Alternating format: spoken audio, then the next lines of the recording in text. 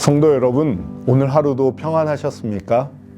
이렇게 2025년도 연말 기도주일 둘째 날에 오신 모든 분들을 우리 하나님께서 놀라운 축복으로 함께 해주시길 기도합니다. 저는 오늘 감사로 마무리하는 은혜라는 제목으로 시편 103편의 말씀으로 함께 귀한 은혜를 나누려고 합니다. 먼저 시편 103편의 말씀을 읽어드리겠습니다.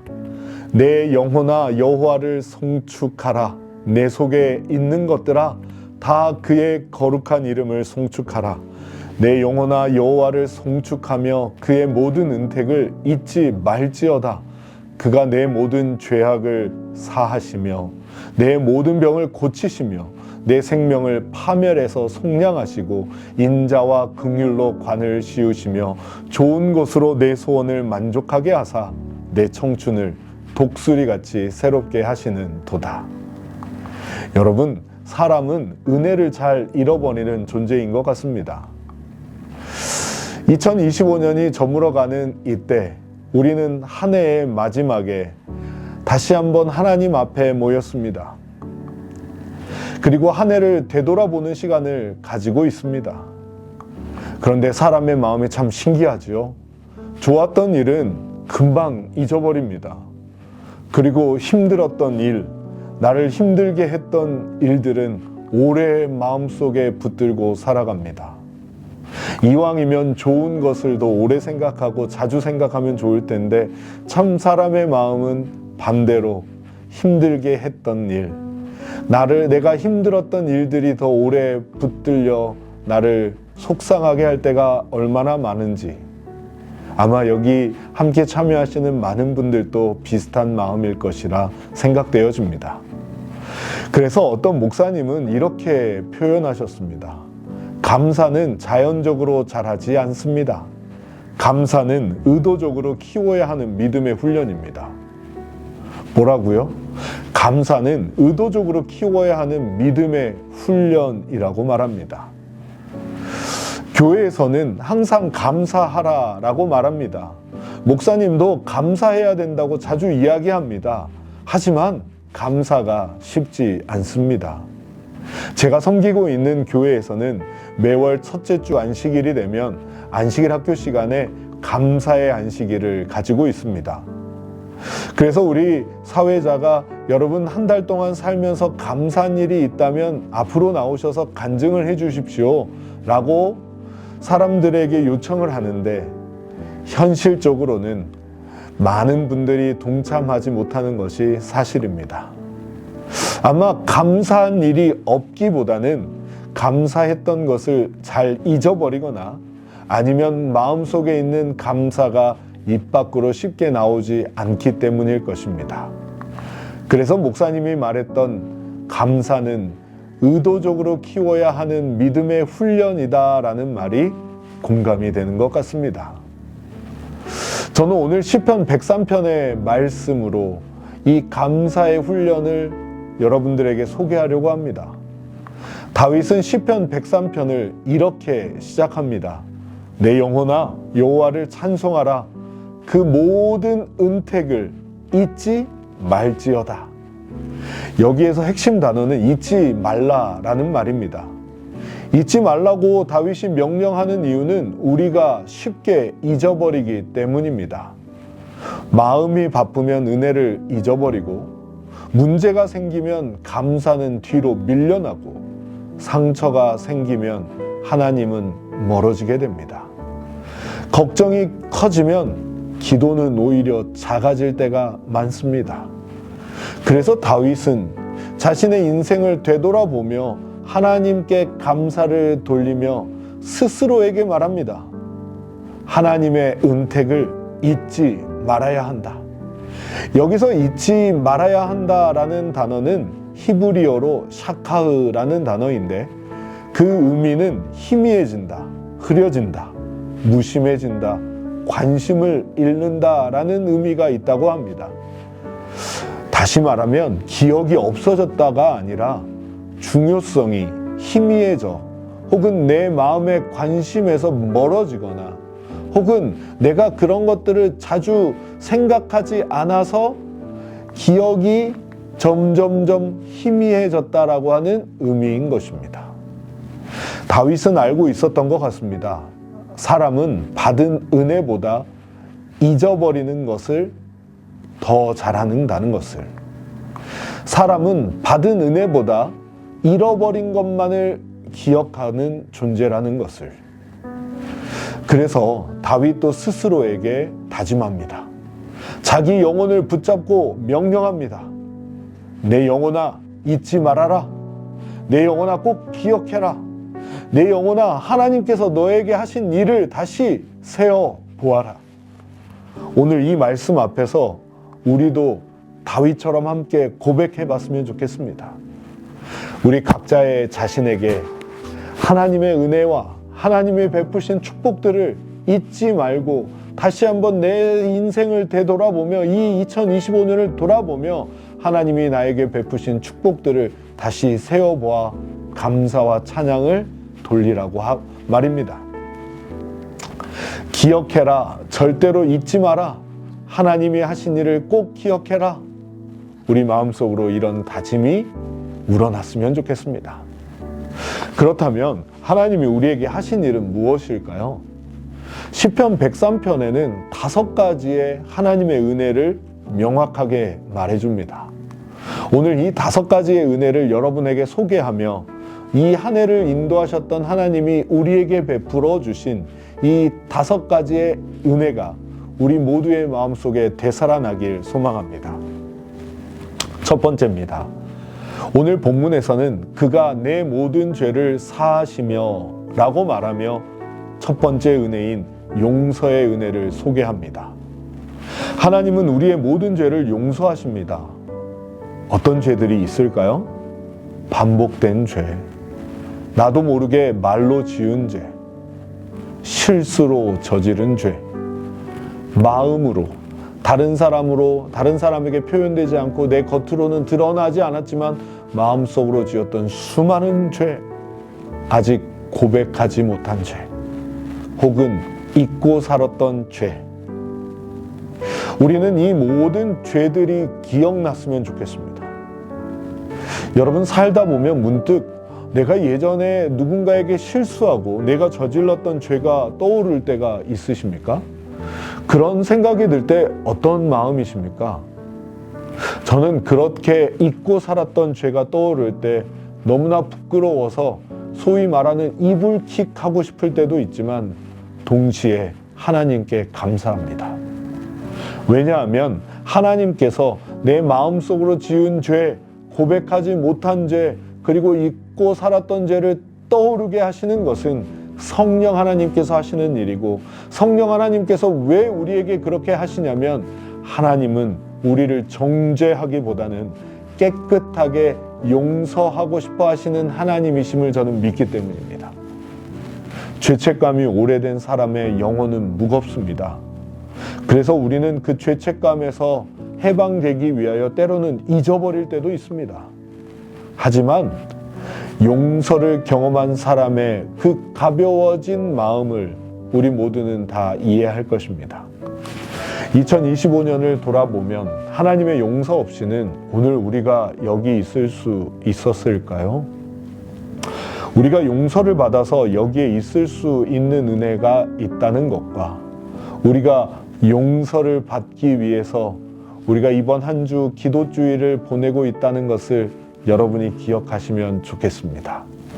그리고 하나님께서 저와 여러분에게 주고자 하시는 용서의 놀라운 은혜를 꼭 체험하시길 예수님의 이름으로 축복합니다.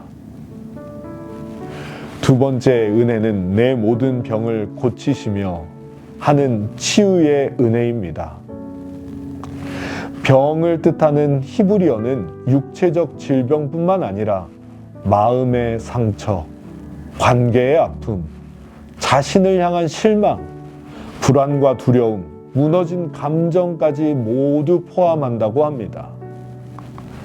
2025년 많은 분들이 마음의 피로와 관계의 아픔과 또 삶에 주어진 수많은 연약한 질병, 아픔을 경험하셨을 것입니다. 또한 영적 무기력함을 경험하셨습니다. 그러나 하나님은 부서진 마음을 회복시키는데 가장 능하신 분입니다. 우리의 부서진 마음, 깨어진 마음, 상처받은 마음을 고치시는데 스페셜리스트입니다. 우리의 부서진 마음을 고쳐주시며 고침을 받기 위하여 또한 우리는 이번 한 주 하나님 앞에 나아오는 것입니다. 우리를 치유하셨던 하나님께서 이번 한 주 더 무겁고 상처나고 깨어진 마음으로 하나님 앞에 나오시는 모든 여러분들에게 놀라운 치유의 은혜를 베푸시길 주님의 이름으로 간절히 기도드립니다. 세 번째 은혜는 내 생명을 파멸해서 구속하시고 라고 하는 본문의 보호의 은혜입니다. 세 번째 은혜는 보호의 은혜입니다. 이 본문에서 말하는 파멸은 영어 성경으로 핏, 구덩이라는 뜻으로 해석되었습니다. 인생의 구덩이, 인생의 밑바닥, 인생의 실패와 절망, 불안, 두려움의 순간을 의미하는 것입니다. 올 한 해도 우리는 수많은 구덩이를 만났습니다. 경제적인 어려움, 내 상황의 어려움, 신분의 어려움, 인생의 수많은 걱정의 구덩이, 유혹의 구덩이, 실수의 구덩이, 사고의 구덩이, 관계의 어려움. 그러나 하나님은 우리가 떨어지기 직전까지도 우리를 바라보셨고 붙들고 계셨습니다. 저는 사도행전에 등장하는 스데반의 순교의 장면을 묘사하는 사도행적의 내용을 잊을 수가 없습니다.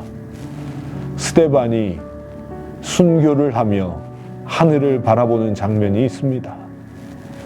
그때 우리의 예수님은 스데반의 죽음을 보시고 자리에서 일어서셨습니다.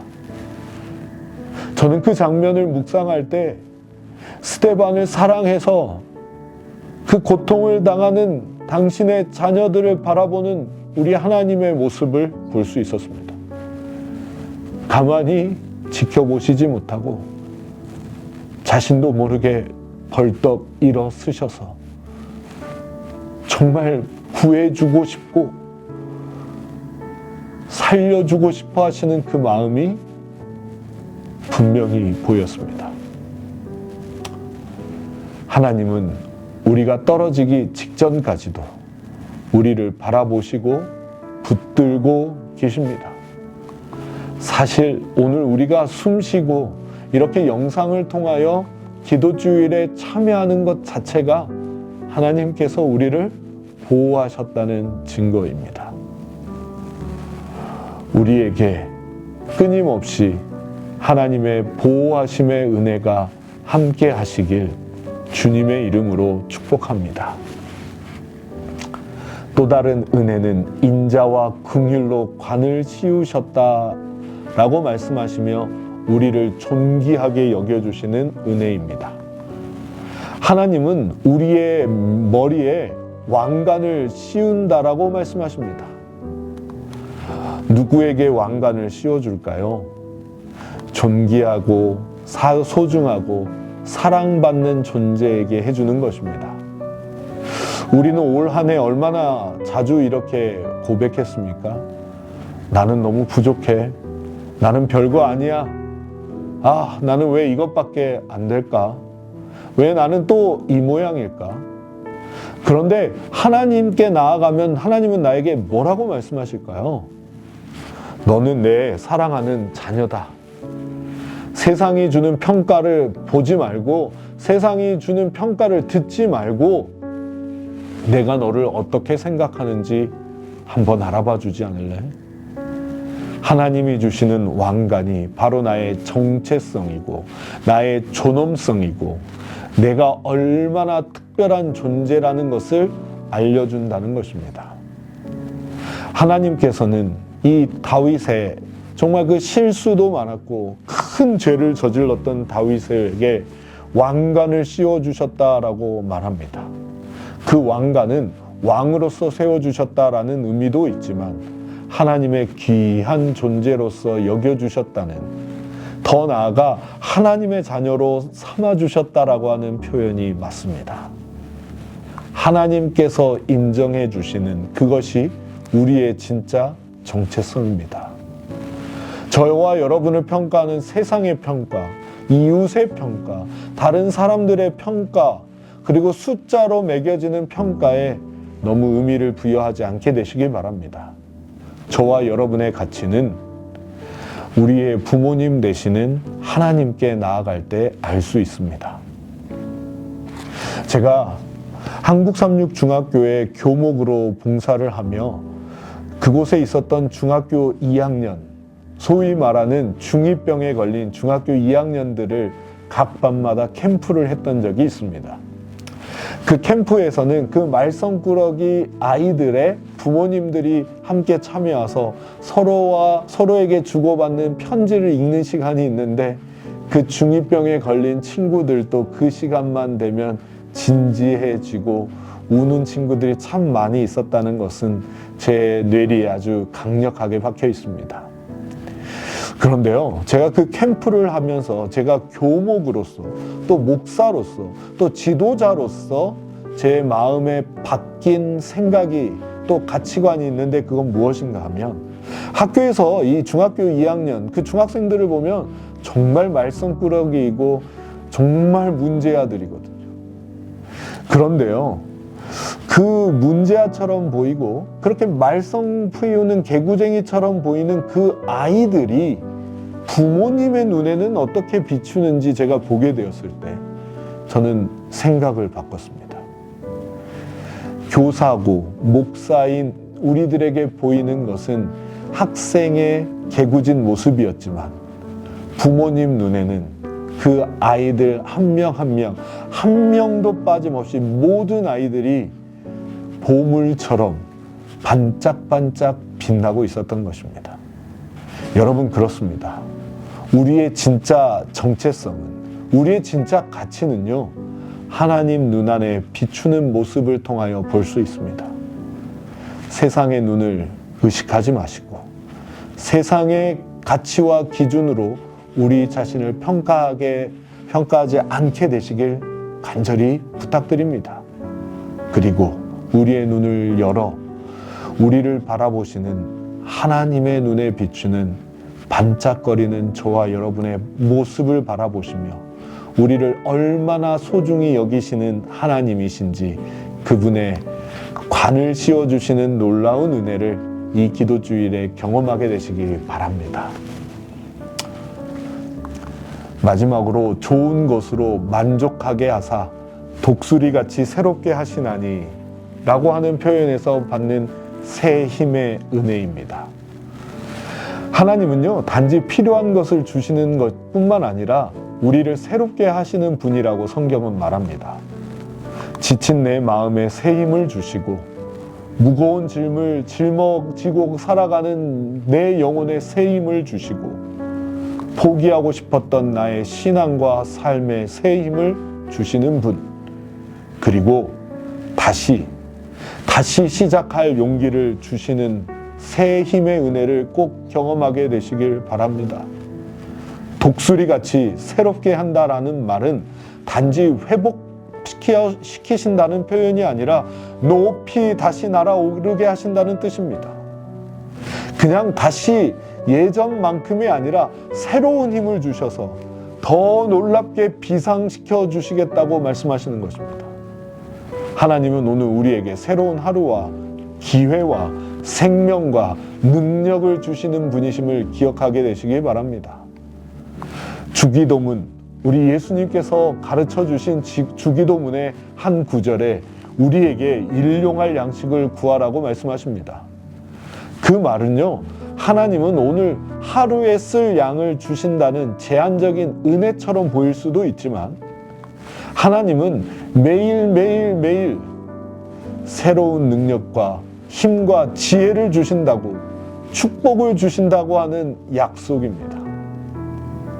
어제의 것은 어제의 것으로, 오늘은 어제의 것보다 더 큰 힘과 오늘에게 꼭 필요한 일용할 힘과 능력과 지혜와 축복을 주신다는 귀한 약속인 것입니다.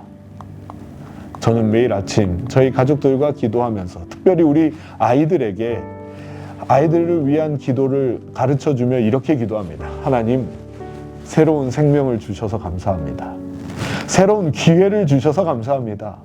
또한 새로운 힘과 지혜와 능력도 주실 것을 믿습니다.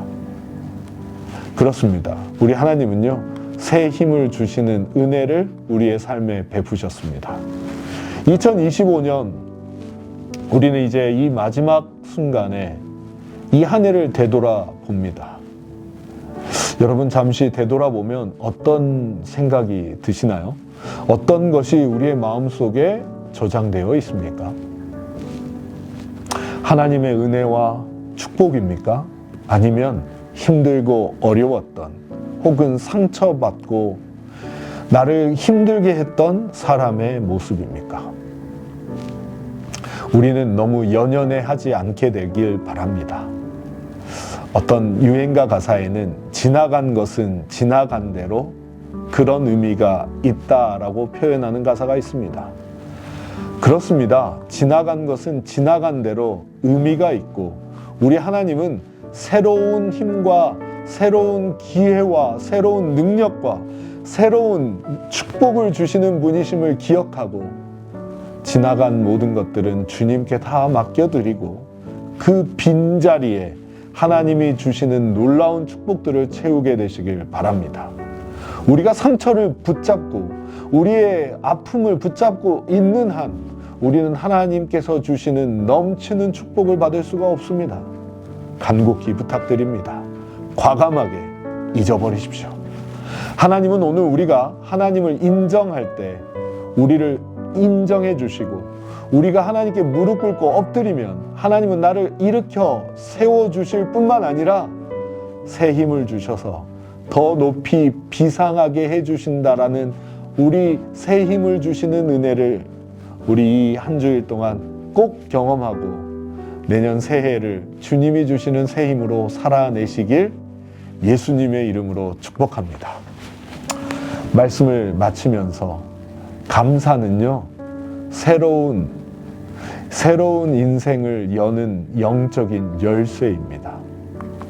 감사가 우리의 현실을 바꾸지 못할 때가 많습니다. 하지만 감사는 우리 자신을 바꾸어 줍니다. 감사가 현실을 바꾸지 못할지라도 분명한 건 감사는 우리 자신과 우리 영혼을 바꿉니다. 감사는 영혼을 깨우고 문제보다 하나님을 바라보게 하고 상처 위에 은혜를 덮게 하며 새로운 새해에 새로운 기회와 생명과 축복으로 새로운 문을 열어주게 할 놀라운 키입니다. 140년 전 믿음의 선배들은 위기를 만났을 때 먼저 기도로 하나님께 돌아갔고 지나온 삶을, 지나온 사역들을 감사로 하나님께 영광을 돌리며 새로운 제2의 전성기를 열었습니다. 우리는 오늘 그 믿음을 다시 잊기를 원합니다. 다윗의 고백을 우리의 마음에 새기며 조용히 그러나 확실하게 고백해 봤으면 좋겠습니다. 시편 103편 마지막은 이렇게 말합니다. 여호와의 지으심을 받고 그가 다스리는 모든 곳에 있는 너희여 여호와를 송축하라. 내 영혼아 여호와를 송축하라. 송축하라라는 말은요, 감사와 찬양 그리고 하나님께 예배한다라는 말이 있습니다. 이번 기도주일과 딱 어울리는 말 아닙니까? 여러분, 우리 이 2025년 연말 기도주일에 우리의 영혼이 하나님의 은혜를 잊지 않게 해달라고 기도하게 되시길 바랍니다. 용서의 은혜, 치유의 은혜, 보호의 은혜, 존귀케 하시는 은혜, 그리고 새 힘을 주시는 은혜를 기억하게 해달라고 기도하시고, 우리 교회와 가정을 새롭게 하셔서 2026년은 감사와 정말 하나님께 영광을 돌리는, 송축하는 교회, 송축하는 가정, 송축하는 믿음의 사람이 되시길 예수님의 이름으로 축복합니다.